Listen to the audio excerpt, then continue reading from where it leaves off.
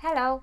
In this video I'm gonna show you how to turn off and turn on the option about your notifications to be seen on a locked screen on your Galaxy A55 5G.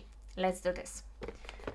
From the main screen we have to go to Settings, Notifications and Notification Pop-up Style. And here as you can see, you have the button, and you can turn on and turn off if you want your notification pop-up style to be shown even when the screen is off. So if you will click this button, it would be off and your notification will be not shown, and if you turn it on, they will be shown on your screen while it's off.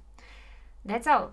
If you found this video helpful, I hope you will visit our other videos about Galaxy A55 5G, and let's see each other again in one of them. Bye!